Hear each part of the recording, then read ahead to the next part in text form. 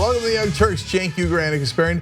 Merry post-Christmas. We hope you had a lovely Christmas, filled with beautiful presents. Maybe we'll talk more about this in post-game, I should say, today. That's the last half hour of the show for Just for Members.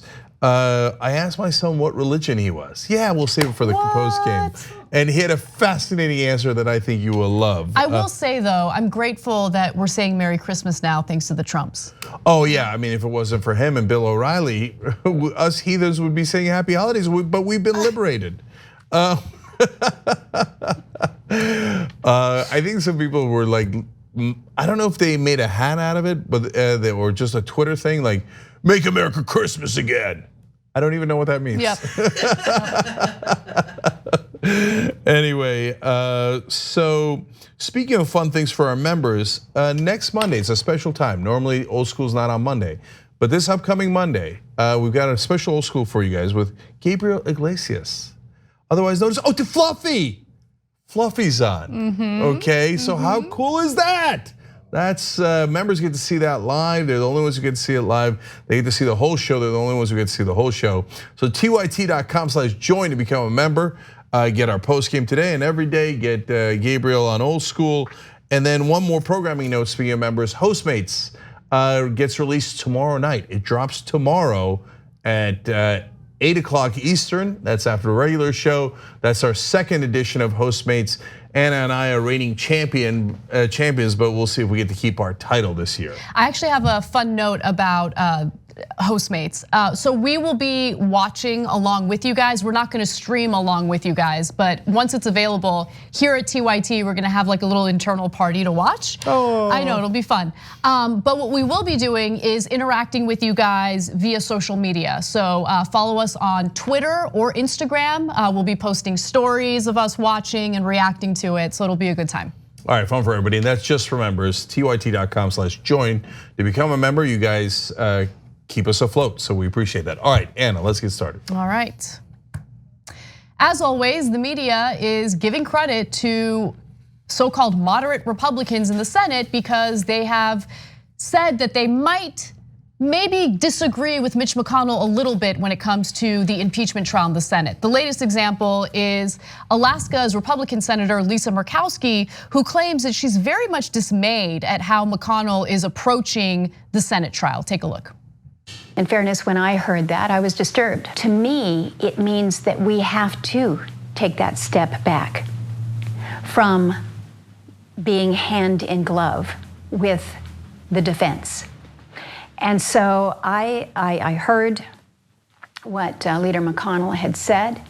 I happen to think that that has further confused the process. For me to prejudge and say, there's nothing there, or on the other hand, he should be impeached yesterday, that's wrong. In my view, that's wrong. I don't know what it is about this particular story. Maybe it's because I'm fed up with the media preemptively giving Republicans credit for something they don't deserve. Like words are words. I don't care about your words. I care about your actions. So it's one thing to be like, I don't know if I agree with the way McConnell is approaching this. And the way they cover it is, strong words for McConnell. Murkowski shows that she's independent and she likes it. No, she's gonna do what McConnell wants her to do. She's gonna do what Trump wants her to do. Can we not give her credit until we see how she actually behaves when the Senate trial happens? Yeah, so that's fair, and I actually want to add something to that, but let me give both sides here, because both sides do it.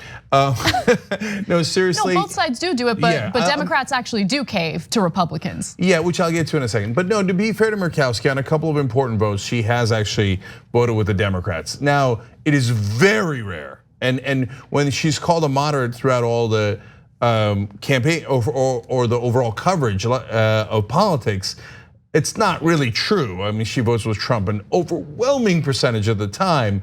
So I don't know if there's a categorization of like non-insane conservative, but she would be in that category, but on some important votes, okay? And remember, she got attacked by Republicans in her primary and then won as an independent. So I mean, there's a lot of like nuance to Lisa Murkowski. Okay, now having said that, the non-nuanced part is what Anna said, which she overwhelmingly votes with Trump. and the rest of the Republican Party, and is likely to do in this case. McConnell's going around bragging that he's not going to lose a single Republican senator. Now, another important addition to what Anna is saying is oftentimes this is theater, but the media never covers it as theater. They go along with the kabuki theater. So what do I mean by that? McConnell will sometimes talk to people like Murkowski and say, I'm going to say for the sake of the Republican Party that I'm going to do everything Trump wants me to do, and that's what McConnell said, and that's why Murkowski's making these comments. He said, we're gonna work hand in glove with the Trump administration. There's gonna be no distance between me and Trump's lawyers. Now, the senators are supposed to be impartial, laugh along with me. But so when he says that, he does it brazenly and on purpose to show strength, to say, I don't care about rules, I don't care about fairness. All of us Republicans are with Trump no matter what. Don't primary us, Republican right-wingers, and media, we're showing you that there's no chance of acquittal here, so talk about him as if he's already innocent. These are the reasons why he does it, but the last reason is so that he can go tell Murkowski and Snow and Gardner, some of the vulnerable Republicans, hey, you know what, you could speak out against me. Don't vote against me, but speak out against me when I say I'm gonna work 100% with Trump, so that way you will have the appearance of independence, and then you'll vote with us and everything will be fine, and you'll get credit ahead of time for appearing independent. So the fact that that conversation does happen on a regular basis, we don't know if it happened in this case, but happens on a regular basis, but the political reporters never cover it, is troubling. Yes. So that's the reason why this story, which broke yesterday, really struck a nerve with me, because it happens over and over again. It happened with Jeff Flake, who's no longer in Congress, but he would say things in the media that made it appear as though he was an independent thinking Republican who was against Trump. But then when push came to shove, he gave Trump everything he wanted, including voting in favor of policies that he claimed were disastrous and he wasn't in favor of. Now, I wanna go to what Cenk was alluding to earlier, which is how the media gets played. Okay, these are the so-called journalists that get paid the big bucks to do their analysis and their reporting, but they get played by these Republicans and their ridiculous theater over and over again. And what I can't stand more than anything is politicians insulting our intelligence and then the media playing along with that. So let's take a look. Despite President Trump's claims that Republicans are united in the impeachment fight, and they largely are, there are a handful of senators who may be making the White House and Senate Majority Leader Mitch McConnell nervous. One Republican senator, Alaska's Lisa Murkowski, is expressing frustration. One of them is Alaska's Republican Senator Lisa Murkowski. Murkowski's remarks are significant. Brianna, it is remarkable, and here's why. A high-profile Republican is not in line with Senate Majority Leader Mitch McConnell. House Republicans have been on the same page. But in an interview Tuesday, Alaska Senator Lisa Murkowski signaled a possible crack. Today, she is now voicing concern about McConnell's vow. Senate Majority Leader Mitch McConnell pledging total coordination with the White House, and that's not sitting well with at least one member of his own party. It's pretty remarkable that she said anything really dinging him for this. Senator Murkowski's remarks are the first sign so far of any dissent. This is an important thing because it shows a little bit of a break here. Why is Senator Murkowski's vote so important? She's disturbed by some of McConnell's comments. There really hasn't been. It has seemed as though the Republican Party is completely unified, and this kind of steps away from that. She says she'll have an open mind. Lisa Murkowski is a moderate Republican who doesn't always walk in lockstep with her party. She's seen as one of three swing Republicans,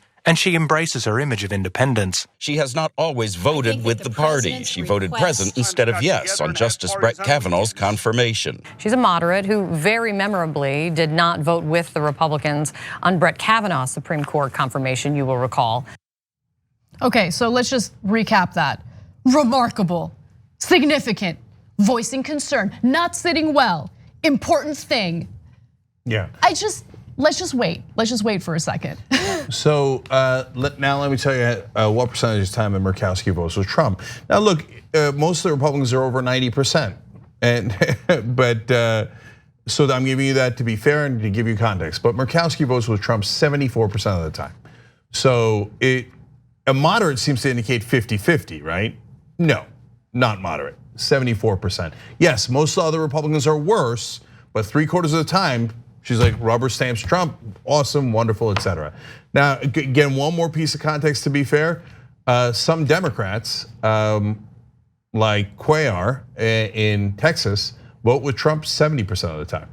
So Murkowski and Cuellar head to head. That's a great reason to vote for Jessica Cisneros, Cuellar's primary opponent, who's a Just Democrat. You can look her up at justdemocrats.com. But and then they'll call Cuellar moderate. He's not moderate. He's a massively conservative Democrat. Right. So anyway, you get the point. The point is that Murkowski almost always votes with, I just told you the percentage, with Trump. And so it would be very surprising if she voted to convict him in the Senate. And the last part of the theater, guys, is that sometimes they do that, and sometimes she does vote against Trump, but only when they know they're already going to win, and not necessarily when they're the deciding vote. Murkowski from time to time has, cast deciding votes, okay, but that is extremely rare. And a lot of times McConnell will release senators, Republican senators, who are in vulnerable seats to vote against them, but only if he knows he's already going to win. Exactly, and look, that's the big difference, I think, between Republicans and Democrats in swing districts or swing states, people who are facing a tough re-election. Look, Democrats always make decisions from a place of deep fear. Right? Let's just give Republicans what they want. Let's give the Republicans, because I don't want the Republicans to run against me and use this against me in my re-election campaign. Whereas Republicans, they'll do the theater, they know how to play the media, they do it perfectly, and then when push comes to shove, they give their party what the party wants. Right? We don't have fighters in the Democratic side. So in fact, quite the opposite. Just last thing here on the Democratic side, we go to Dick Durbin. He is the #2 Democrat in the Senate, and oftentimes the press paints him as someone who's liberal or progressive, etc. So Dick Durbin, on the other hand, is also criticizing the Democratic presidential contenders for saying that they're likely to vote to convict Donald Trump. Why are you attacking your own senators? Like, that doesn't make any sense. And it's one thing to say, I haven't seen enough evidence to convict him yet. It's another thing to say, like, it's outrageous to think that you've seen enough evidence to convict him. 55% of the country thinks that they've seen enough evidence to impeach and convict Donald Trump and throw him out of office. And we all have eyes and we all have ears. We saw the evidence. It's not like the House didn't already have their hearings. It's not like we didn't already see 17 witnesses. So it's not like it's a trial that has no information. A juror walks in out of the blue and is like, oh, well, I got to keep an open mind. I have no idea if he did it or not. I didn't see the witnesses yet. In this case, we've all already seen the witnesses. He definitely did it. So when Durbin goes and turns around and hits Bernie Sanders and Elizabeth Warren for saying they're likely to convict, he's helping the Republicans. See, this is why we have asymmetrical situation here in politics in America, where the Republicans are over the top strong and Democrats are over the top or under the bottom weak. I don't know what phrase you want to use, but oftentimes pathetically weak. Again, Durbin saying we will not, this is another separate quote, we will not whip this vote, meaning we will not put pressure on Democrats to convict Trump. Why not? He's the guy who's supposed to whip the vote, who's supposed to actually put pressure on fellow Democrats to vote their way. And Durbin's like, I'm not gonna do that. I mean, we're gonna let them vote their conscience. In other words, we're already telling Manchin and Doug Jones and Kyrsten Sinema and anyone else, yeah, sure, vote against us, who cares? It'll actually, and the Republicans are already bragging about it. The Republicans are like, oh yeah, we're gonna get Democrats to vote for this, and it's gonna be a bipartisan acquittal. And Durbin's like, yeah, you should do that, go ahead, I'm encouraging you. He's the #2 senator on the Democratic side. And this is why Democrats lose and they suck at this game. And it's because they pretty much throw the game ahead of time. Well, let's move on to public opinion when it comes to impeachment and removal, because there is a poll that's really standing out, and it has to do with the majority of Americans supporting the removal of Donald Trump. So, over the holiday break, a new poll indicated that a majority of Americans not only support the impeachment of Donald Trump, they also support the removal of Trump during the Senate trial. So to give you the details on this poll, which was done by MSN, 55% of those asked said they were in favor of the US president's conviction by the Senate, a figure which has shot up from 48% the week before. Meanwhile, the number of people against Trump's removal has dropped to an all-time low, according to the MSN poll. On Christmas Day, 40% were opposed to the Senate voting to convict the president. I want to be clear that this is one poll. There have been other polls that are concerning for me, including some that indicate that Trump has experienced a rise in his approval rating. I don't know if that's because of what's happening with the impeachment investigation, but you would expect that if the majority of Americans are in favor of removing him, then his approval rating wouldn't increase. But let me give you more.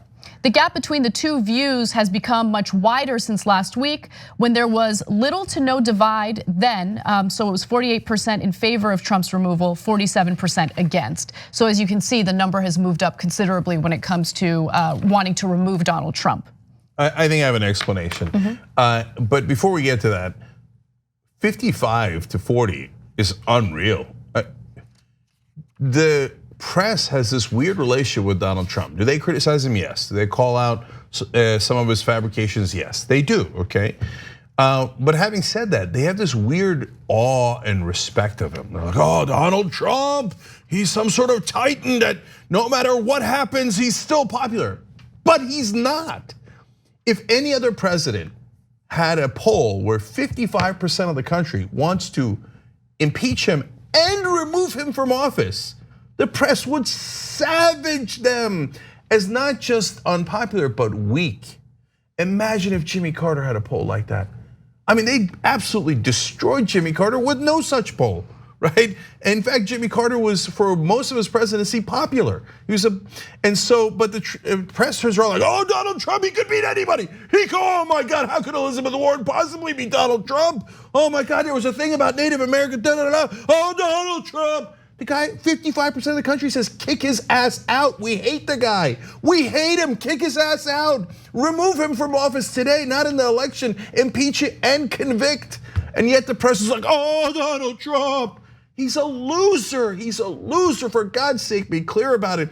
Call him weak, that's what he is, but they never do that. They only do that for Democrats, they never do it for Republicans. All right, now, why the big movement? Here, look, I love this talking point being put out, and if I was biased and I wasn't doing my job, honestly, I'd tell you this is it and I'd be ecstatic about it. David Rothschild, who is referencing the polling, said, this polling is a clear sign that Republican policy of complete obstruction is not selling well to the voting public. I wish that were true. If that's true, that's great, because then the Republicans might stop obstructing, they might put some witnesses up, etc. Honestly, I don't think that's it, because they've been obstructing from day one, and the poll was 48-47 last week. So what changed last week? Well, two things changed. I think one is more important than the other. One was how we went after John Dingell and said he might be in hell, okay? Now, a lot of the media gave him very negative attention to that, okay, including conservatives. But the second one I think is even larger. It was a Christianity Today post saying, if you're a real evangelical, this guy's clearly immoral.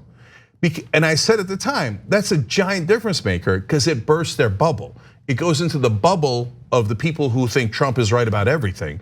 And within the bubble, it says, no, guys, you're not the one who took the crazy pill. If you think he looks and acts totally immoral, you're right. And so it was like a big moment, like for a lot of people in that circle to go, yeah, right?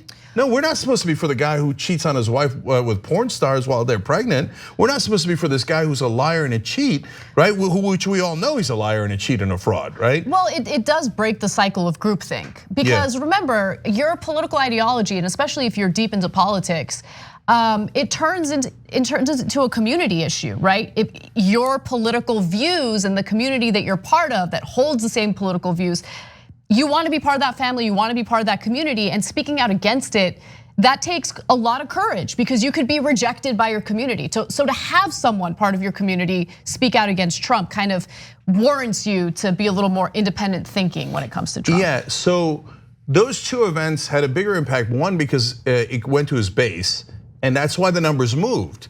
Because you couldn't move the numbers past his base, but now you're moving into his base, because they didn't like that talk about how a US congressman might be in hell after he passed away earlier this year and his wife is grieving and he attacked his wife that way. That's a little bit of a religious thing. And then Christianity Today coming in, well, that made it a twofer right away. And in both of those cases, Republicans, not all Republicans, but some Republicans came out and said, yeah, that's true, right? Especially in the Dingell case. So that's why the numbers move. So I think when they look back at Trump's presidency, I think the two most underrated events that hurt his popularity was withdrawing from northern Syria and abandoning the Kurds. That's number one. And I think the Christianity Today post is much bigger than people realize because it got coverage everywhere, including inside his own bubble. And so that's why the numbers have moved. And guys, 55 to 40, that's a 15-point difference on not just a slight issue, not how is he doing on healthcare or trade, and these are big issues overall.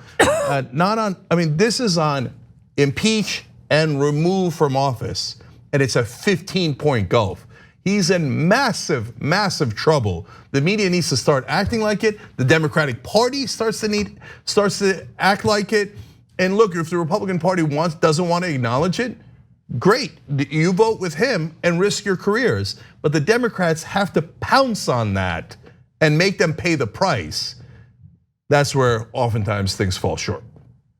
When we come back from the break, we have some internal Fox News emails, and it has to do with gaining access to Trump administration officials. You don't want to miss that story and more when we return. We hope you're enjoying this free clip from the Young Turks. If you want to get the whole show and more exclusive content while supporting independent media, become a member at tyt.com/join today. In the meantime, enjoy this free segment.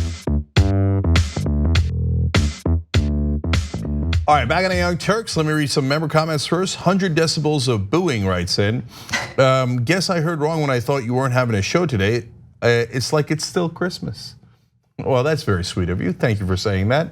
I will take 100 decibels of cheering, I suppose. And by the way, if you guys are members, you also got shows the last 2 days. So make sure you check that out, tyt.com/join. We shot shows ahead of time for you guys. Okay, and then Sohalia writes in, Democrats cave into Republicans because they hold fundraising in the billionaire's wine cave. And that is largely the reason why, that is right. Now I'm gonna go to a YouTube super chat. What the writes in,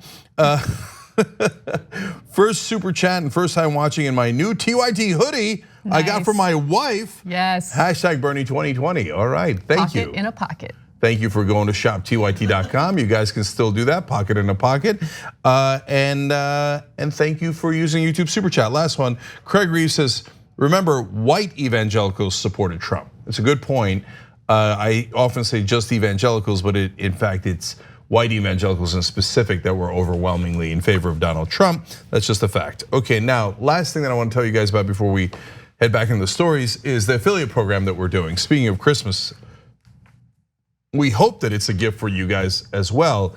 So this is where you guys sell Young Turks membership. It helps maintain this show and this entire network, and you also get a commission. So, and it's not commission in like hugs and adoration, it's actually money. Okay, so go to tyt.com/win-win, and we want to do a drive soon where we get as many affiliates as we possibly can to at least try the program. It's a free account. You can begin sharing with everyone as soon as you get your link. It's super simple, and so far we have 228 affiliates. Okay, so become a TYT affiliate today, sell membership, and get commission. tyt.com/win-win. Thank you guys. All right, Anna, what's next? All right. Oftentimes when critiquing the media, the topic of access to politicians comes up. And recently, The Hollywood Reporter gained access to some internal emails with Fox News. And it determined that, yeah, they're very much concerned about access to Trump administration officials, including Steve Mnuchin. Now, interestingly enough, they backstab one another between shows within the network in order to gain access to these politicians. And I want to give you a few examples. So in April of 2017, a producer for Lou Dobbs's Fox Business Network program played up the show's ratings advantage over Maria Bartiromo's morning show when trying to land an interview with Treasury Secretary Steve Mnuchin. So here's what the email read, and this is written by the producer. Secretary Mnuchin Next week, you think? The producer said in an email to Mnuchin's spokesperson. He's doing Maria Bartiromo, you know, much lower ratings than us. And I say that in an endearing way. No, you don't. Nope, not at all endearing. Just trying to S-talk her, if you will. So he comes on your show instead. Let's just be honest. It's incredible. I mean, okay, so let me give you more. In June of 2017, the producer wrote back, "My dearest Tony." I already love this. No, okay, let's stop for a second. My first role here at TYT, this is after my temporary position filling in for JR was up and I really wanted to stay here. And you're like, you wanna be the guest booker in addition to doing like marketing or whatever. And I never wrote an email like that in my life. My dearest Tony, my dearest so-and-so. Like it's condescending. I almost thought they were gonna write, "My beloved." Okay, let me give you more. I'm sorry, that's reserved for Kim Jong-un. We fell in love. All right, my dearest Tony, I see Mnuchin is doing Varney tomorrow. I am hurt. Just when you thought it couldn't get any better. I am hurt, my dearest. How have you betrayed me? I thought we were betrothed. And there you are on another Fox program. I am hurt. I really, really need him for Lou. She then added, "Thank God.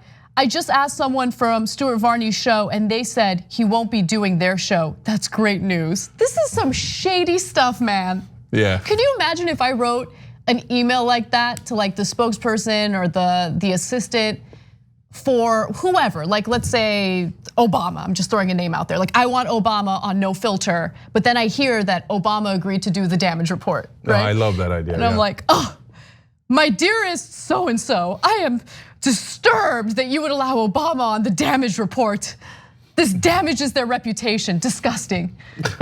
All right, by the way, Damage Report's a great show, you should watch it. Okay, no, I was gonna do something similar. Like Nina Turner, you like is already booked on Damage Report. You undercut John with, "Do you know my view count is higher than Damage Report?" Please. It's so shady. So my betrothed, please come on my show instead. Okay, there's an important commentary here when it comes to access to politicians. We've talked about it before, we'll talk about it again. But I will say that this shows me how different TYT is from almost any other so-called newsroom, right?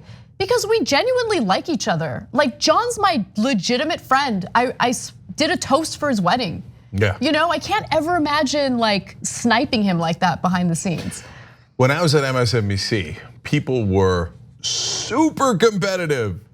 Like I had a producer warn me when I was getting great ratings as a fill-in host, be careful, people are gonna be out for your head. Oh my God. I'm like, why? I'm doing great. He said, what kind of a sucker are you? What do you mean, why? I'm doing great. Because you're doing great. And he told me that other hosts don't want fill-ins who do better than them. Which almost never happens. But if you do better than them in the ratings, when they're out, they're like, no, I'm done with that guy. No way. That's embarrassing. Look, I get that. I get like the human instinct, because if you have a fill-in that's better than you, right? And somehow like the ratings skyrocket when you're on vacation and a fill-in comes in, well then your job is really gonna be jeopardized there, right? But within a company where you're talking about 2 full-time hosts, 2 full-time shows, you want that network to succeed. It's not gonna succeed with one well-performing show. They don't care about it. All they care about is themselves. But I mean, like the idea that you would have someone fill in for you and then take over a show, like, wait a minute. See, folks I know I seem to have an ego. For good reason, sometimes you'll think. But if you don't, you're happy when other people succeed. I know it seems crazy to TV people, right? But it is possible that, especially if you agree and you want to actually empower people, it's wonderful when they succeed and they're part of your same network. Let me give you some more of these emails. By the way, this is all like fighting for Steve Mnuchin, which I can't imagine. I wouldn't fight for Steve Mnuchin if my life depended. I wouldn't even fight for my own life to get Steve Mnuchin on the show. Like I'd be like, all right, well just take me, I'm done. Okay, it's over. All right, let me give you more. A few months later, a different Fox Business Network producer requested that Mnuchin appear on Bartiromo's show. During a discussion of when to schedule the interview, the producer said, as long as he is not on CNBC or another Fox Business Network program, please. Okay. By the way, just look, legit reason why they care so much is not just the exclusive because people think, oh my God, Mnuchin's on, I got to turn on to Fox Business, a sentence that has never been spoken in the English language. Never. It's because then the clips that come out of that interview get covered by the rest of the press. But if you're the second one to do the interview, you get a lot less coverage. The first person to do the interview gets all the coverage for the rest of the media, which might then help your ratings later. So that's the phenomenon, just giving you the context. And then Bret Baier got involved in one of these instances. So in the fall of 2017, a planned interview with Mnuchin on Bret Baier's weekday Fox News show was scrapped after his production team learned that Mnuchin would also appear 2 days earlier, not even on the same day, 2 days earlier on Chris Wallace's Sunday morning show. We would really like to have some sort of exclusivity with our interview, Baier's booker wrote. And then eventually Baier himself sent an email.